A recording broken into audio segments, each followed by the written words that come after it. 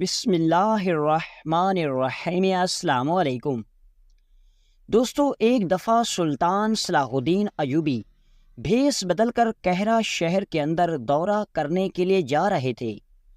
سلطان صلاح الدین ایوبی محل سے چند قدم ہی دور پہنچے تھے۔ اتنے میں سلطان صلاح الدین ایوبی کے پاس سے ایک قاضی کے قافلے کا گزر ہوا۔ اس قاضی کے قافلے کے اندر ایک آدمی کو سپاہیوں نے پکڑا ہوا تھا اور وہ سلطان کے محل کی طرف آ رہے تھے۔ اس قاضی نے سلطان صلاح الدین ایوبی کو نہیں پہچانا اور سلطان کو ایک عام مسافر سمجھ کر سلطان سے پوچھا، اے مسافر، کیا سلطان محترم اس وقت محل کے اندر موجود ہیں؟ کیونکہ میں سلطان محترم سے ملنا چاہتا ہوں۔ تو اس مسافر نے کہا، جی ہاں، وہ تمہیں ضرور ملیں گے، سلطان محترم اسی وقت محل کے اندر موجود ہیں۔ یہ سن کر سپاہی نے سلطان کے کان میں کہا، حضور، آپ تو محل کے باہر ہیں، آپ نے پھر ایسا کیوں کہا؟ سلطان نے کہا کہ میں اس قاضی کے پہنچنے سے پہلے ہی محل کے اندر پہنچ جاؤں گا، کیونکہ میں قاضی کو دیکھ چکا تھا کہ یہ کسی اہم کام کے سلسلے میں مجھ سے ملنے کے لیے آ رہا ہے، اس لیے میں نے اسے کہہ دیا کہ سلطان کے محل کے اندر موجود ہے۔ اب سلطان صلاح الدین ایوبی محل کے خفیہ دروازے سے داخل ہو کر دریا کے اندر پہنچے تو اتنے میں قاضی اور قاضی کے سپاہیوں کو سلطان صلاح الدین ایوبی کے سامنے حاضر کر دیا گیا۔ سلطان نے پوچھا، قاضی صاحب، کیا مسئلہ ہے؟ اس نے کہا، سلطانی معظم، یہ آدمی قبیلے کے سردار کا بیٹا ہے اور اس نے ایک بوڑھے بزرگ کا قتل کیا، اور وہ بوڑھا بزرگ پڑوسی قبیلے کا آدمی تھا۔ ان قبیلے والوں نے میرے پاس مقدمہ دائر کیا اور جب تمام ثبوتوں اور گواہوں کو دیکھا گیا تو اس پر جرم ثابت ہو گیا، لیکن حضور، میں جانتا ہوں کہ اگر میں نے اس آدمی کو پھانسی کی خود سزا سنائی تو ان دونوں قبائل کے درمیان بہت بڑی جنگ چھڑ جائے گی اور ان دونوں کے درمیان میں چکی کی طرح پستا رہوں گا۔ حضور، میری خواہش ہے کہ آپ اس نوجوان کے مقدمے کو دوبارہ سنیں اور اگر یہ مجرم ٹھہر جائے تو اس کو پھانسی کی خود سزا سنا دیں، تاکہ میں ان دو قبائل کے درمیان جنگ کا باعث نہ بنوں۔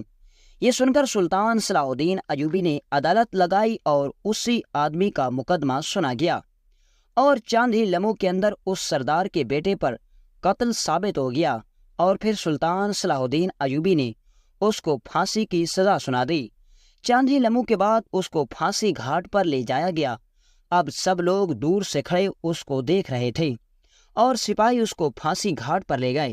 جب اس کے گلے کے اندر پھندا ڈالا گیا تو اس نے ایک ایسی عجیب و غریب حرکت کی جس کو دیکھ کر سب لوگ حیران و پریشان ہو گئے۔ اس نے پھانسی سے پہلے اس پھندے کو چومنا شروع کر دیا۔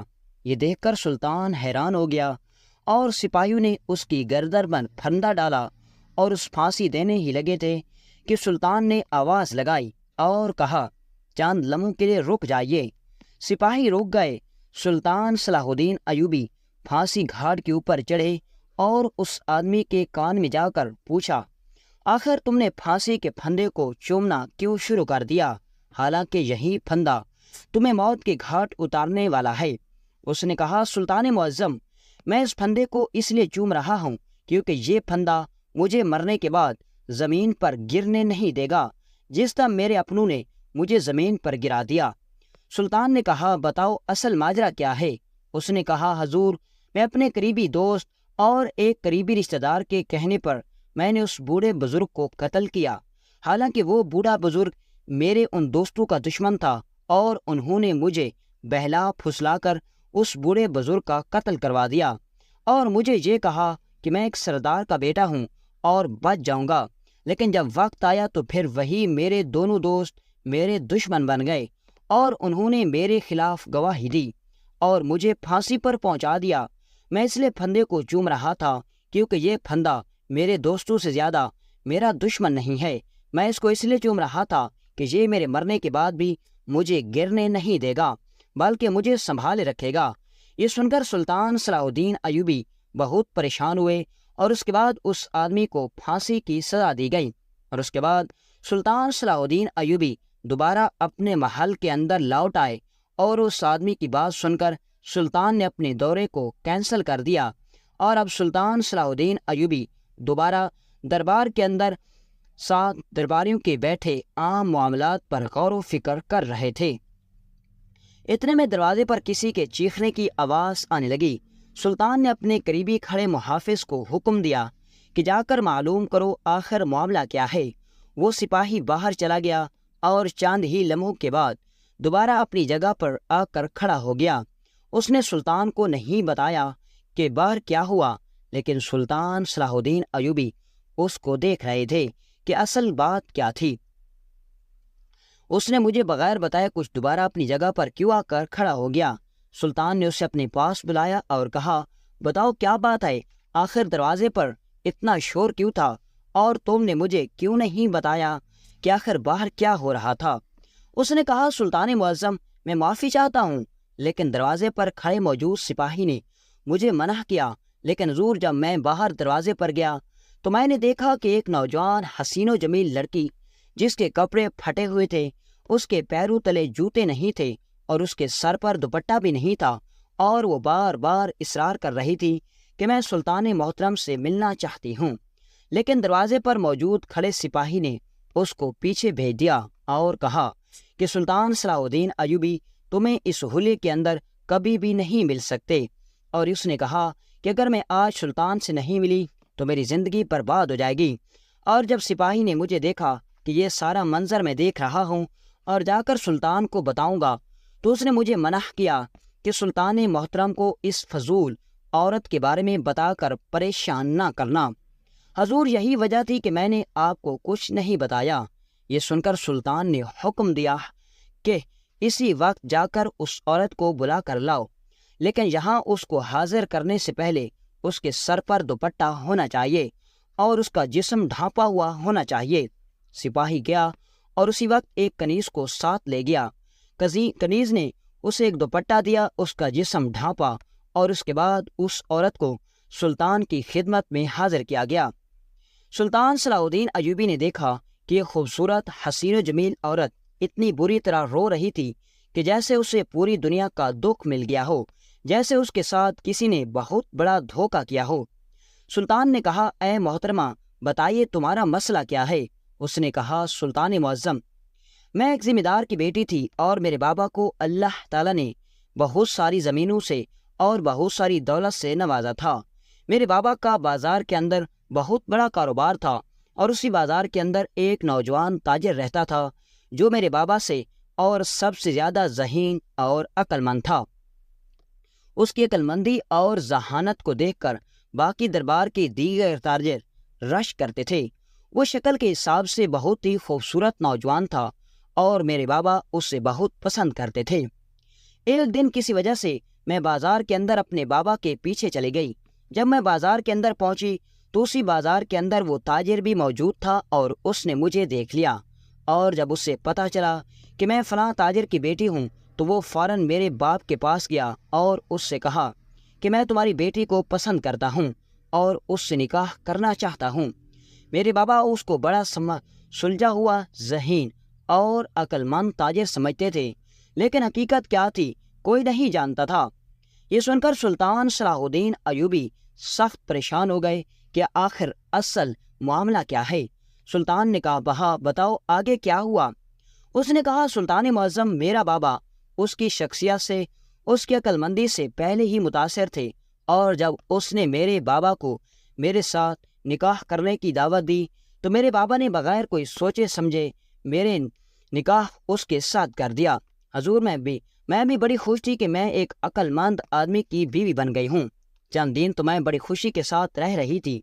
ایک ماہ جب گزرا تو میرے شوہر کا رویہ میرے ساتھ خراب ہونے لگا، اور اس کا رویہ اتنا زیادہ خراب ہوا کہ 2-3 دن کے اندر اس کا رویہ اتنا بدلا کہ مجھے ایسا لگ رہا تھا کہ جیسے میں اس کی بیوی نہیں بلکہ کنیز ہوں۔ مجھے اپنے شوہر پر شک ہونے لگا کہ وہ شاید کسی اور عورت کے چکر میں پھنس چکا ہے، اور یہی وجہ ہے کہ اس کا میرے دل سے بھر چکا ہے، اور وہ مجھ پر اب غصہ نکالنے کی وجہ سے یہ سب کچھ کر رہا ہے۔ میں بہت پریشان ہوئی، لیکن میں یہ سب اپنے بابا کو بھی نہیں بتا سکتی تھی کیونکہ میرے بابا بوڑھے ہو چکے تھے اور اب وہ یہ سب چیزیں برداشت نہیں کر سکتے تھے۔ میں بڑی پریشان ہوئی کیونکہ ہر دن میرے شوہر کا رویہ میرے ساتھ بہت زیادہ خراب ہوتا جا رہا تھا، اور دوسری طرف میں چاہتے ہوئے بھی اپنے بابا کو کچھ بھی نہیں بتا سکتی تھی۔ ایک دن صبح سویرے میں شوہر بستر کے اٹھے منہ دھوئے بغیر، اس نے ناشتہ کیے بغیر اپنے گھوڑے کی لگام پکڑی اور بازار کی طرف روانہ ہونے لگا تو میں نے اسے کہا، حضور آپ کچھ کھا پی کر جائیں، خالی پیٹ کیوں جا رہے ہیں؟ بس یہ کہنے کی دیر تھی کہ اس نے ایک ڈنڈا اٹھایا اور مجھے پیٹنا شروع کر دیا، اور اس نے مجھے پیٹ پیٹ کر دروازے سے باہر نکال دیا۔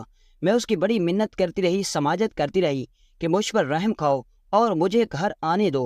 حضور میں ننگے پیر دروازے کے باہر کھڑی اس سے مدد مانگتی رہی، لیکن اس نے میری ایک بھی نہ سنی۔ اتنے میں ایک راہگیر اسی گلی سے گزرا تو اس نے گاؤں کے لوگوں سے پوچھا کہ یہ عورت اتنی کیوں رو رہی ہے اور یہ دروازے کے باہر کیوں کھڑی ہے؟ تو حضور جب گاؤں کے لوگوں نے اسے جو بات بتائی، اسے سن کر میرے پیروں تلے زمین نکل گئی۔ حضور اس گاؤں کے چند لوگوں نے اس راہگیر کو بتایا کہ یہ عورت ایک فحاشہ عورت ہے اور یہ بڑے بڑے امیر لوگوں کو اپنے جال میں پھنسا کر ان کی دولت لوٹ لیتی ہے، اور اس بار اس نے ہمارے گاؤں کے ایک معزز انسان کو پھنسانے کی پوری کوشش کی، لیکن اس نے اس کو دھکے دے کر باہر نکال دیا۔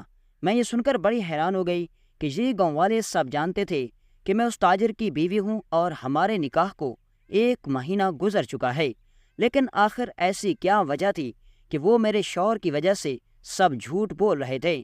میں بڑی پریشان ہوئی۔ اسی گاؤں کے اندر ایک بوڑھی عورت رہتی تھی، وہ میرے پاس آئی، اس نے مجھے جوتے دیے، سر پر اوڑھنے کے لیے ایک دوپٹہ دیا اور مجھے اپنی جھونپڑی کے اندر لے گئی۔ حضور میری طبیعت کافی بگڑ چکی تھی۔ اس بوڑھی عورت نے جب میری طبیعت کو دیکھا تو اس نے کہا کہ میرے پاس چند سکے پڑے ہوئے ہیں، میں تمہیں فلاں حکیم کے پاس لے کر جاتی ہوں۔ وہ مجھے اس حکیم کے پاس لے کر گئی تو حکیم نے میرا معائنہ کیا اور مجھے دوا دی، اور دوا دینے کے بعد بوڑھی عورت سے پوچھا، یہ آپ کی کیا لگتی ہے؟ تو اس بوڑھی عورت نے اس حکیم کو بتایا کہ یہ ہمارے گاؤں کے اندر رہتی ہے، میری کچھ نہیں لگتی، لیکن ہمارے گاؤں کے ایک تاجر کی بیوی تھی، لیکن 2 دن پہلے اس نے اس کو دھکے دے کر گھر سے نکال دیا، اور اب تو وہ اسے اپنی بیوی بھی ماننے سے انکار کر رہا ہے۔ یہ سن کر اس حکیم نے کہا، بوڑھی اماں کیا آپ اس گاؤں کے اندر نئی رہتی ہیں؟ بوڑھی اماں نے کہا، کیوں ایسا کیا ہوا؟ اس حکیم نے کہا، بوڑھی اماں جس تاجر کا تم نام لے رہی ہو وہ کوئی تاجر نہیں ہے، بلکہ وہ بہت بڑا عیاش انسان ہے۔ وہ ہر نئی لڑکی کے ساتھ نکاح کرتا ہے، اس کے جسم کے ساتھ 1 ماہ تک لطف اٹھاتا ہے، اور جب اس کا دل بھر جاتا ہے تو پھر وہ اس کو اپنے گھر سے نکال کر اپنی بیوی ماننے سے انکار کر دیتا ہے، اور پھر دوسرا شکار تلاش کرنے میں لگ جاتا ہے۔ یہ سن کر میرے پیروں تلے زمین نکل گئی۔ مجھے اس حکیم کی ایک بھی بات پر یقین نہیں آ رہا تھا، لیکن جب میں دوسری طرف اپنے شوہر کو دیکھتی تو مجھے ایسا لگتا کہ وہ حکیم سچ کہہ رہا ہے۔ سلطان معظم، جب میں شہر کے قاضی کے پاس گئی تو قاضی نے جب میرا مقدمہ سنا اور اسے پتہ چلا کہ میں فلاں تاجر کی بیوی ہوں تو اس نے میری مدد کرنے سے انکار کر دیا۔ اس نے کہا کہ میں اس تاجر سے پنگا نہیں لے سکتا، وہ بہت بڑا آدمی ہے، بازار کے اندر میری تجارت میں وہ مجھے نقصان پہنچا سکتا ہے، لہٰذا تم یہاں سے چلی جاؤ۔ سلطان محترم، جب وقت کے قاضی بھی تجارت کے ڈر سے انصاف کرنے سے ڈر جائیں، دولت کی خاطر انصاف نہ کریں، تو بتائیں انصاف پانے والے کہاں جائیں گے؟ یہ سن کر سلطان صلاح الدین ایوبی کو سخت غصہ آ رہا تھا۔ اب سلطان صلاح الدین ایوبی رحمۃ اللہ علیہ بڑے غور سے اس عورت کی باتیں سن رہے تھے۔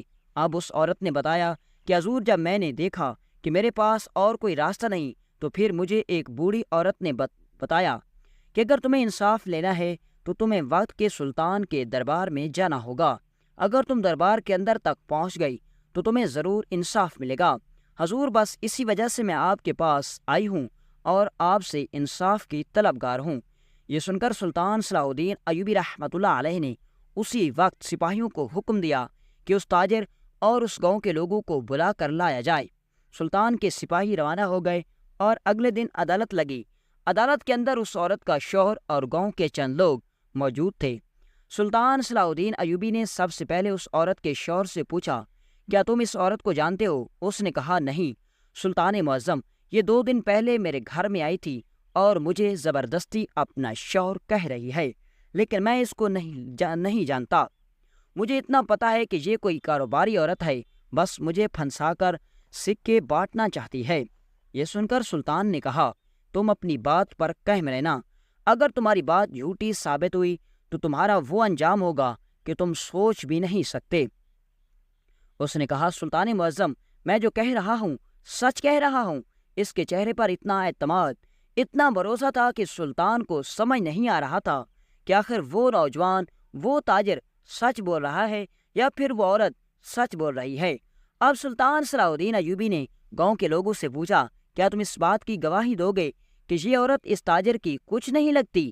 انہوں نے کہا، حضور، ہم بھی تاجر کی طرح اس کو نہیں جانتے، جس طرح یہ اسے اپنا شوہر کہہ رہی ہے۔ اگر یہ اس کی بیوی ہوتی تو ہم اس کو اپنے گاؤں کے اندر کبھی تو دیکھتے، ہم نے اسے کبھی نہیں دیکھا۔ یہ سن کر سلطان بڑا حیران و پریشان ہو گیا۔ تو اتنے میں وہ لڑکی کہنے لگی، سلطان معظم، یہ دونوں جھوٹ بول رہی ہیں، کیونکہ اس تاجر نے گاؤں کے لوگوں کو خرید لیا، اس کے پاس بہت دولت ہے اور یہ ہمیشہ انصاف کو خرید لیتا ہے اور مظلوم ظلم سہتا رہتا ہے۔ یہ سن کر سلطان نے کہا، اے خاتون، تم خاموش ہو جاؤ، تمہیں ضرور انصاف ملے گا۔ سلطان صلاح الدین ایوبی سوچنے میں مصروف ہو گئے۔ سب لوگ عدالت کے اندر موجود تھے، کسی کی سمجھ میں کچھ نہیں آ رہا تھا کہ دونوں میں کون سچ بول رہا ہے اور کون جھوٹ بول رہا ہے، لیکن سلطان صلاح الدین ایوبی اس عورت کو دیکھ کر یہ ضرور سمجھ چکے تھے کہ وہ عورت سچ بول رہی ہے۔ لیکن سلطان صلاح الدین ایوبی اس عورت کو دیکھ کر یہ ضرور سمجھ چکے تھے کہ وہ عورت سچ بول رہی ہے، لیکن آخر اس تاجر کو کیسے جھوٹا ثابت کیا جائے، سلطان کی سمجھ میں کچھ نہیں آ رہا تھا۔ اب سلطان صلاح الدین ایوبی نے تاجر کو کہا کہ کل میں تمہارے ساتھ تمہارے گاؤں کے اندر چلوں گا اور وہیں جا کر اس مقدمے کا فیصلہ ہوگا۔ اگلے دن سلطان صلاح الدین ایوبی سارے سپاہیوں کے ساتھ اسی گاؤں کے اندر پہنچے۔ وہ تاجر اپنی حویلی کے اندر سلطان صلاح الدین ایوبی کو لے گیا۔ سارے گاؤں والے اکٹھے تھے، سب لوگ سلطان کے انصاف کا انتظار کر رہے تھے۔ کوئی سوچ رہا تھا کہ سلطان صلاح الدین ایوبی اس لڑکی کو جھوٹ بولنے پر اور غلط الزام لگانے پر سخت سزا دیں گے، تو کوئی کہہ رہا تھا کہ سلطان محترم اس عورت کو جلا وطن کر دیں گے۔ لیکن سلطان کے دماغ میں کیا چل رہا تھا کوئی نہیں جانتا تھا۔ اب سلطان صلاح الدین ایوبی رحمۃ اللہ علیہ جب اس حویلی کے اندر داخل ہوئے تو سلطان نے دیکھا کہ اس حویلی کے ساتھ میں ایک استبل تھا۔ سلطان صلاح الدین ایوبی استبل کے اندر چلے گئے تو سلطان نے دیکھا کہ ایک گھوڑی بہت بری طرح چیخ رہی تھی، چلا رہی تھی اور کود رہی تھی۔ سلطان نے پوچھا، یہ کس کی گھوڑی ہے؟